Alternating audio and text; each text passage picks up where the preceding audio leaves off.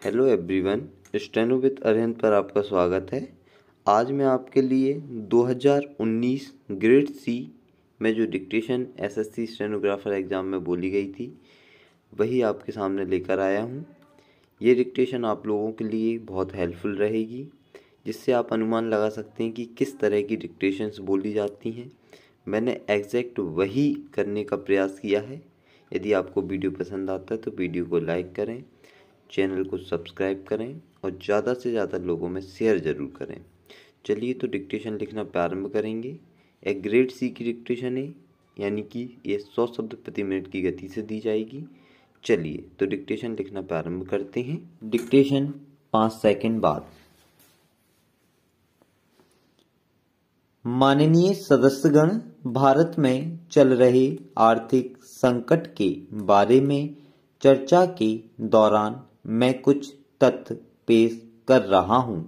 अप्रैल-अगस्त 2008 के दौरान हमारा निर्यात डॉलर के हिसाब से 35% बढ़ा।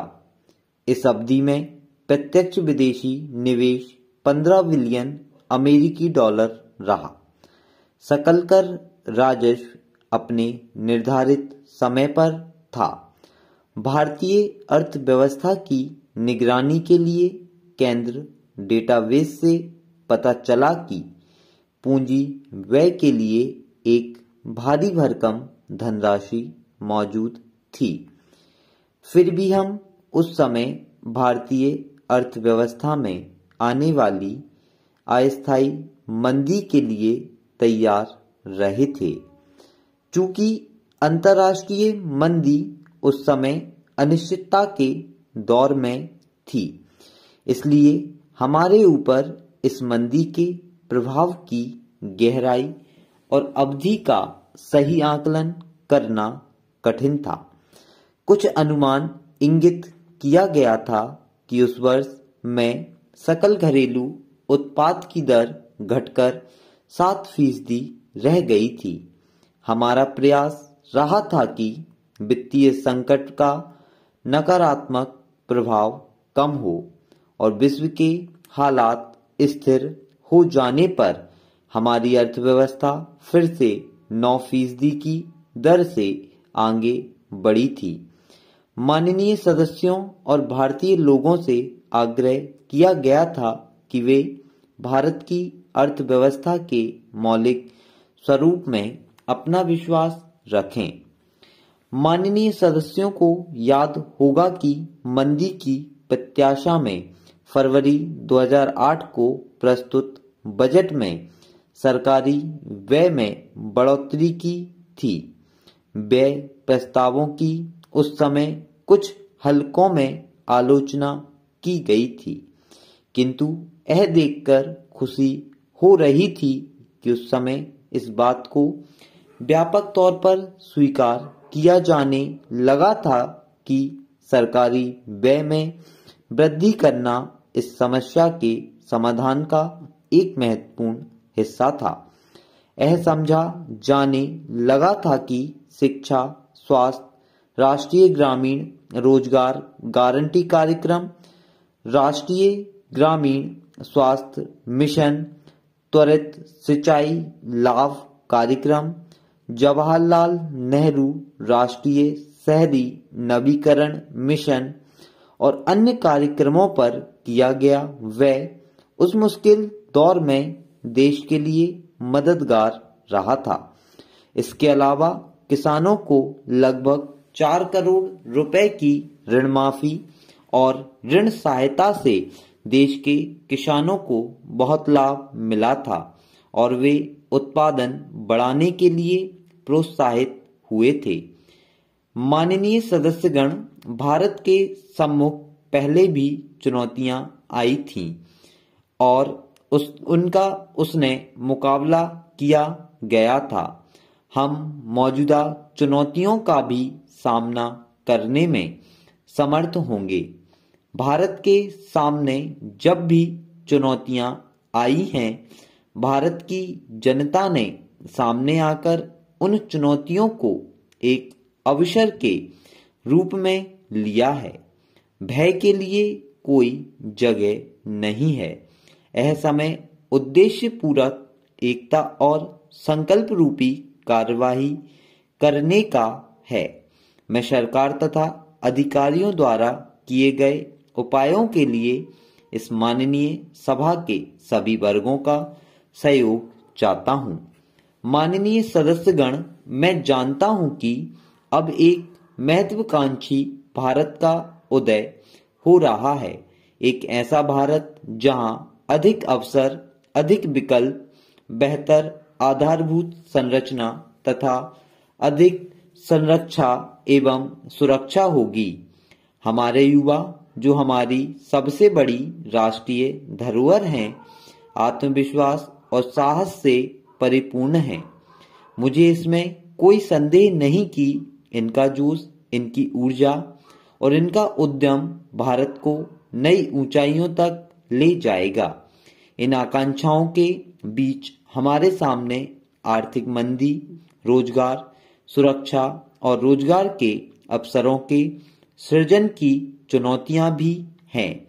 समाज हमारी महिलाओं और बच्चों की सुरक्षा को लेकर चिंतित है।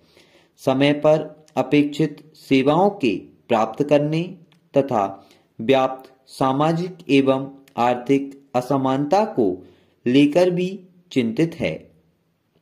पिछला वर्ष वैश्विक अर्थव्यवस्था के लिए कठिन रहा है।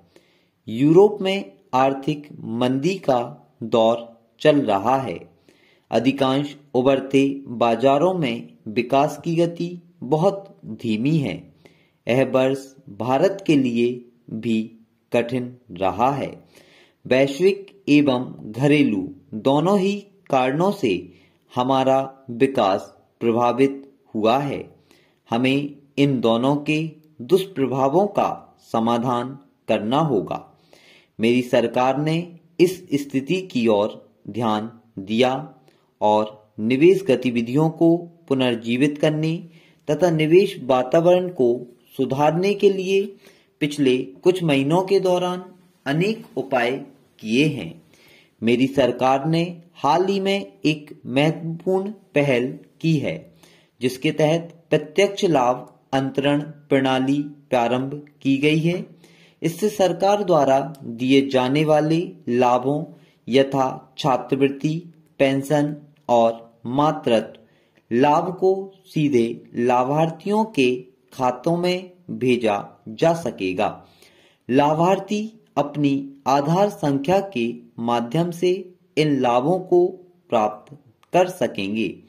आने वाले समय में प्रत्यक्ष लाभ अंतरण प्रणाली के अंतर्गत मजदूरी तथा खाद्य पदार्थों एवं एलपीजी पर दी जाने वाली सब्सिडी को भी शामिल किया जाएगा।